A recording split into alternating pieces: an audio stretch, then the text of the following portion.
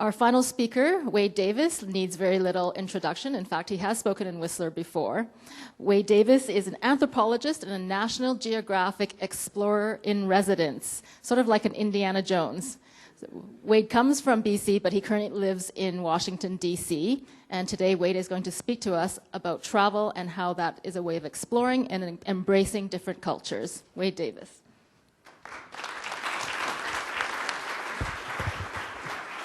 Thank you. You've all been very patient with all of us. William, I love your story. In the immediate wake of 9/11, I wanted to do for the National Geographic a story on Islam. And I traveled 1,000 miles north of Timbuktu to an ancient salt mine.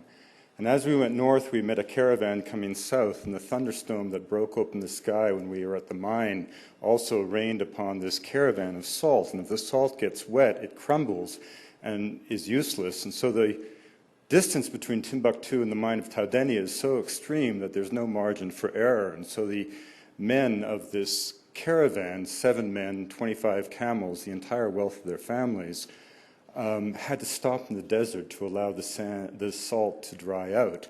And they had run out of water. And without food, a body can last for weeks. Without water, mere days. And there's a saying amongst the truck smugglers of the Sahara that the great thing about brake fluid is it keeps you off the battery acid. And as we came upon them, we looked into the horizon, and there was one of their mates leading a camel to a distant point 25 kilometers away where they thought there was a depression that if you dug, you could get water. And they had 2 liters of water left in their camp, and what did they do with it? They immediately kindled a twig fire and brewed us tea, honoring the Islamic notion that if a stranger comes out of the desert, you will slaughter the last goat that brings life to your children rather than fail to feed and welcome a stranger, because you never know when you will be that stranger coming out of the darkness, cold and hungry. And maybe that's a great sort of metaphor and lesson for travel. And because this is a TED event, I'd like to begin with some very specific ideas to share. First of all, studies of the human genome have left absolutely no doubt that race is a fiction, that we're all cut from the same genetic cloth, that all of humanity is descended from a handful of people who walked out of Africa 55,000 years ago, and in a hijra that lasted 2,500 generations, 40,000 years, we spread our species to every corner of the habitable world. All human populations, therefore, share the same raw mental acuity, the same genius.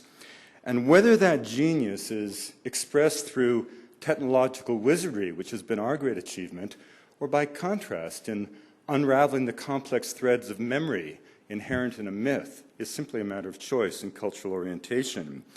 There is no Victorian ladder of progress in the affairs of culture. There is no pyramid that places ourselves conveniently at the apex, the slopes of which go down to the so-called primitives of the world. The world into which you were born doesn't exist in some absolute sense, but is just one model of reality. And the other peoples of the world aren't failed attempts of being you.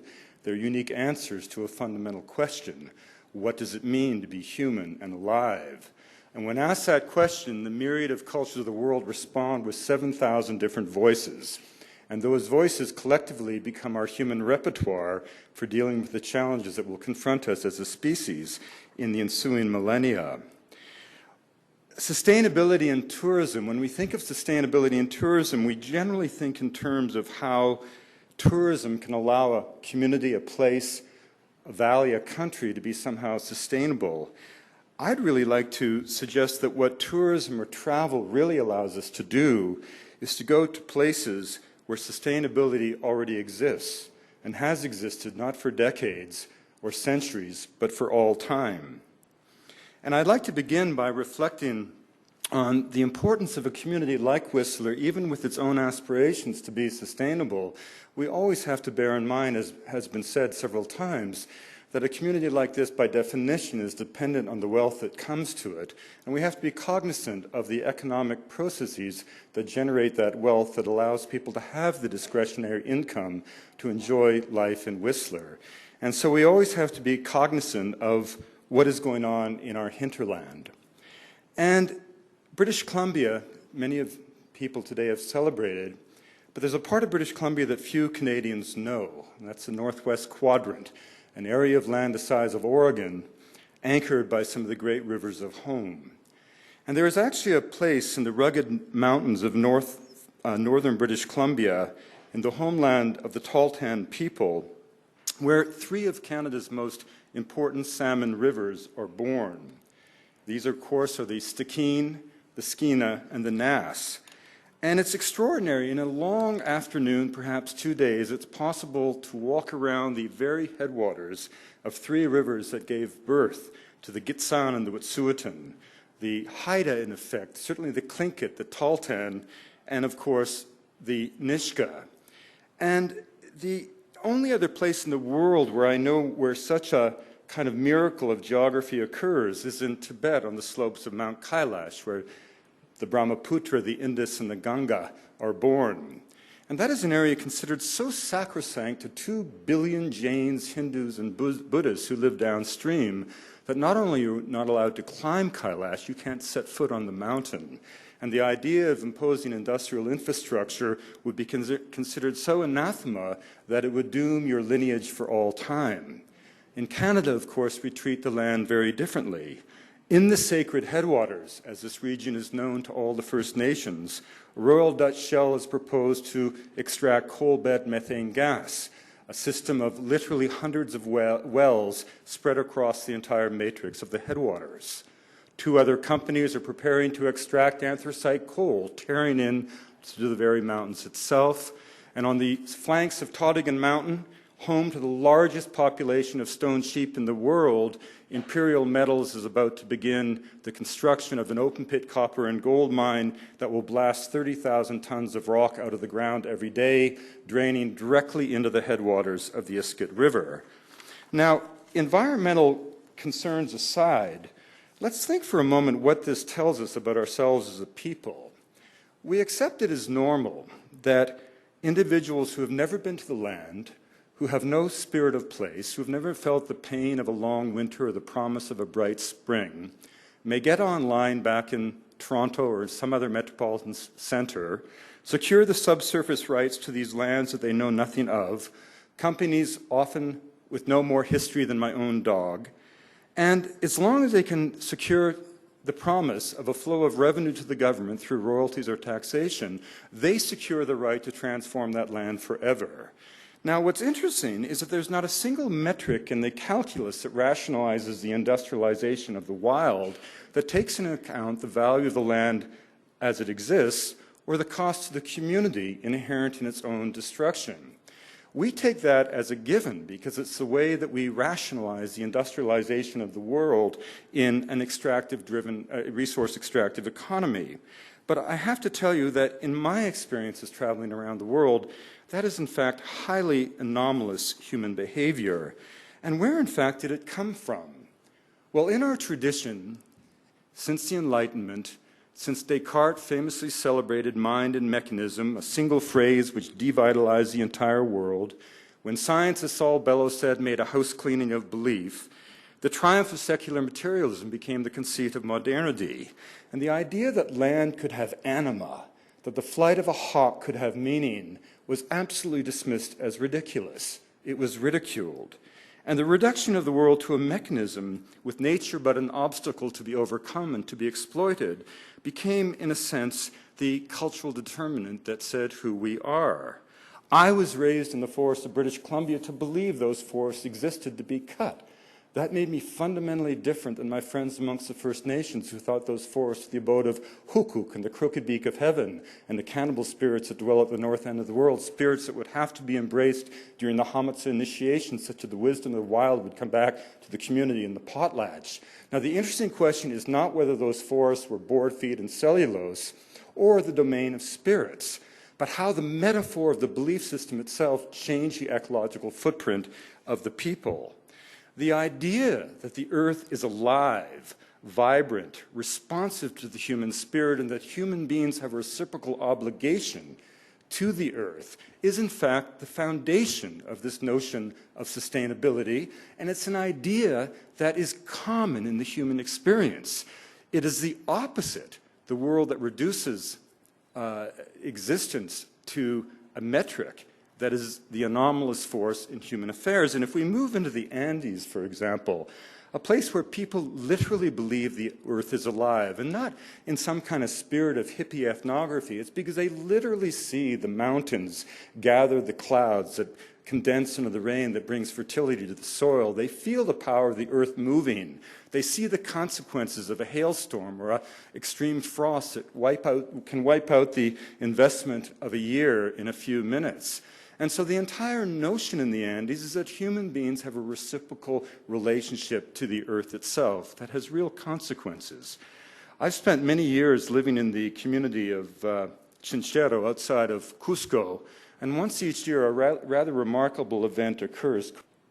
In the community of Chinchero, once each year this fantastic ritual occurs called the movimiento. And what it is that each community, each hamlet, the fastest young boy in each community is given the honor for the day of becoming a woman, a wailaka, a transvestite figure. The fastest young boy dresses up as a wailaka, and he puts on the clothing of his sister and leads all able-bodied men on this run, but it's not your ordinary run. You start off at 11,500 feet in the community, and then you run at a full pace down to the base of the sacred mountain Antokilka, and then you storm up to 16,000 feet in the summit ridge, only to run off the backside and only to climb 2 more soaring ridges. And the metaphor is so powerful. The wailaka must spin to bring the essence of the feminine to the mountaintop. At every point along the trajectory of the run, the wailaka must spin, and in doing so, utter prayers to the earth, libations of alcohol to the wind, coca leaves for Pachamama. And the metaphor is so wonderful, go back please, that the individual goes into the community, into the race as an individual, but through exhaustion and sacrifice, the making of the sacred, he emerges as part of a collective that has once again reaffirmed its sense of belonging on the planet. And of course, every child who participates in a run like that does so fully aware of the fact that that mountain is a sacred being that will direct his destiny. Now again, the issue isn't whether that mountain's a sacred being or not, but that that child will have a different relationship to it than a kid raised in Canada to believe that a mountain is a pile of rock ready to be mined. And these, I remember taking part of this at the age of 48, and I was the oldest man ever to go through the run. It's a very long, exhausting day, and I only was able to do it, I think, by chewing more coca leaves in one day than anyone in the 4,000-year history of the race. But at any rate, these localized rituals that celebrate the sense of connection to community become pan-Andean in these fantastic events like the Coyariti, a festival that occurs once each year when the Pleiades re-emerge in the sky shortly after Corpus Christi. Tens of thousands of indigenous people from all over the Andes converge on a sacred valley called the Sinicara. It's a perfect expression of the syncretic world that has emerged since the time of the European conquest. It's a fusion between Christian and pre-Columbian beliefs. The Christian elements are self-evident in the Pablitos who organize the event, in the Stations of the Cross, and the costumes that are designed and sewn over the course of the year. The pilgrims come up to the sacred valley, but the key element is that they carry on their backs the crosses from their communities, which are then implanted on the sacred ice to be empowered by the spirit of Pachamama in the shadow of Ausangati, the most important of all the Apus of the Incan Empire. And then having been empowered through ritual on the ice, they can be brought back to the communities to inspire the people for the coming year. It's an extraordinary affirmation of connection to spirit of place, to landscape, to continuity, and the power of people living in the land. Now, if the Coyariti represents a sort of a fusion of ideas that have become the contemporary pan-Andean reality, there is one place in South America where the pre-Columbian voice remains heard, unfettered, unaffected, except for by the tradition itself. And this, of course, is in the homeland of the elder brother, the Sierra Nevada de Santa Marta, an isolated volcanic massif that soars out of the Caribbean coastal plain of Colombia. In a blood-stained continent, these were the only people never fully conquered by the Spanish. To this day, they remain ruled by a ritual priesthood, a priesthood for which the training is rather extraordinary. The young acolytes are taken away from their families at the age of 2 and 3, sequestered in a shadowy world of darkness for 18 years, 2 9-year periods deliberately chosen to mimic the 9 months of gestation they spend in their natural mother's womb. Now they are metaphorically in the womb of the Great Mother. And for that entire time, the world only exists as an abstraction as they are taught the values of their society, values that maintain the active proposition that their prayers and their prayers alone maintain the cosmic or the ecological balance. The metaphor of the society is the loom.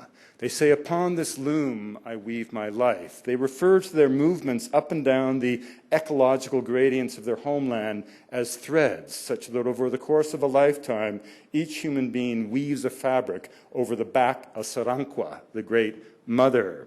The gardens are planted in such a way that the women plant a garden like this, and the men plant the northern half like that, so that if you fold it upon itself, it creates a fabric. And the training for the priesthood involves this extraordinary moment when, after being trained for 18 years, suddenly the acolyte is taken out into the light and taken on a journey through sacred space. And for the first time in his life, he sees the world not as he's imagined it to be, but actually as it really is in all of its stunning glory. And the priest who has trained him steps back and says, you see, it's as I've told you, it's yours to protect. And no anthropologist and no journalist certainly had ever been invited to go on one of these journeys of initiation. And I was very fortunate to do it a year or so ago. And we traveled to the mountain tops, and even in the costume of the people, the attempt is to mimic the dress of the ice fields that cover the back of Saranqua. The hats are an image of that ice field. And the journey is a sacred journey to the heart of the world. Now, the extraordinary thing about the Arawakos and the Kohi and the Wiwa and the Kankwana is that they maintain this life to this day. And it's amazing to think that 2 hours from Miami Beach, here these people every day are praying for your well-being and the well-being of the entire world. This is not some esoteric practice occurring at the time of European contact. It's vibrant, alive, and meaningful today. And no place does this cultural alignment with landscape find a more profound expression than in Australia. I always wanted to live with the Aboriginal people of Australia, and I was fortunate to be able to go down and make a film about the dreaming and the dream time and the song lines some time ago.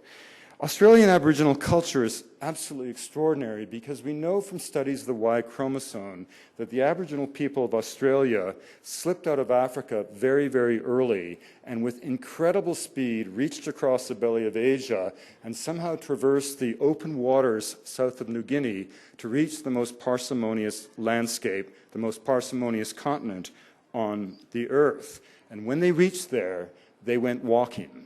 And over the course of thousands of years, they established 10,000 clan territories that, like a quilt, were spread across the entire back of Australia. And those clan territories were linked together by an idea. And that idea was the dreaming. And the dreaming was not a dream as we might imagine it to be. It was a state of perpetual existence in which there was no past, there was no future, there was no present. There was only the realm of the dreaming. Now, when the British first reached Australia, they found a people that seemed to be funny-looking, certainly had a very primitive technology, and clearly, and what most deeply offended the British, is that the Aboriginal people had never embraced any attempt to improve upon their lot. And for the British, this was not only a sign of idiocy, it was deeply offensive, because the entire logos of 19th century Europe was self-improvement, a notion of optimism, an idea that died in the blood of Flanders, but was very strong throughout the 19th and 18th century. And so to meet a people that showed no attempt to improve upon their lot was to meet a savage. And so what was the British response? They began to kill the people. And as recently as 1902, it was debated in the Parliament of Australia as to whether Aboriginal people were human beings or not. As recently as the 1960s, textbooks in the schools of Australia, one of which was called A Treasury of Fauna of Australia, included the Aboriginal people as amongst the interesting wildlife of the country. But what was actually going on was, in fact, one of the most subtle philosophies ever to have been created by humanity, and that was the dreaming. There was not in one of the 670 dialects and languages of Australia a word for time. There was no word for past, present, or future. There was only the moment of the dreaming, which was both a world that existed now, had existed in the past, and I was always waiting to be born. The song lines weren't simply physical lines through space, trajectories walked at the dawn of time by the ancestral beings that sang the universe into being. The song lines existed in multidimensional space to inform people about their particular place. The purpose of life in Australia was not to improve upon anything. On the contrary, the entire purpose of life was to do nothing but the ritual gestures that were deemed to be necessary within your clan territory to maintain the world exactly as it was at the time of the first dawning. It's as if all of human Western intellectual thought had been committed solely to the purpose of maintaining the Garden of Eden exactly as it was at the time when Adam and Eve had that fateful conversation. The entire ethos of the Aboriginal civilization of Australia was the antithesis of progress. It was, in fact, stasis, constancy, consistency, permanent celebration of the eternal moment. They were not a people that had become victims of history. They were people that, in a sense, had defeated the entire notion of history itself. Now, I'm not saying whether that was good or bad. Had the human species in general pursued that intellectual and that philosophical devotion, yes, we would not have put a man on the moon. But on the other hand, we would not be talking about global climate change and our capacity to change the fundamental life support systems of the planet. And so sustainability is not some kind of anomaly. On the contrary, in most of human civilizations, it is the norm. And this is why it is so incumbent on us to be aware of the industrial processes that we put into place that are absolutely irrevocable. When I think of the Stikine, which happens to be my home, and in an admission of self-interest, that open-pit copper and gold mine, the epicenter of it will be 5 kilometers from my house, where my children have been raised. And what I find disturbing is the extent to which people in British Columbia are not aware of our own homeland. When I interviewed Premier Campbell about this set of initiatives, I was astonished to find that the Premier had never been north of the Yellowhead Highway. He had never been in a quarter of the province of British Columbia. How many people here know that whereas the Grand Canyon of the Colorado has 27,000 people go through it every year and its flow is controlled by technicians at a dam, the greatest canyon in Canada is known to the great whitewater kayakers of the world as the K2 of their sport. And yet I bet most people in this audience don't even know where it is. And it's the Grand Canyon of the Stikine River that in all of history has never seen a raft make it through. In all of history has seen less than 100 human beings able to get through its ferocious whitewater.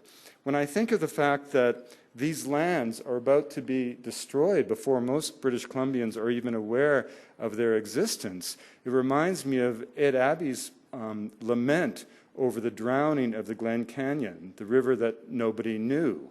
It is so incumbent on all of us to get back into our own landscape, to recognize that your quest for sustainability in Whistler, admirable as it is, will not have its power and meaning unless we take into account the hinterland itself.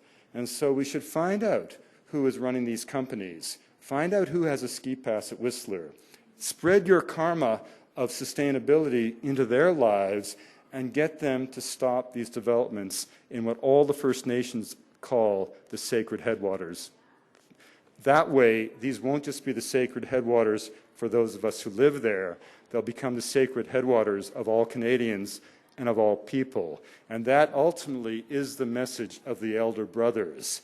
They say that they maintain the balance of the world. They dismiss the rest of us as the younger brother who has ruined the world. It's time for all of us to work together for the preservation of the entire planetary ecosystem. Thanks very much.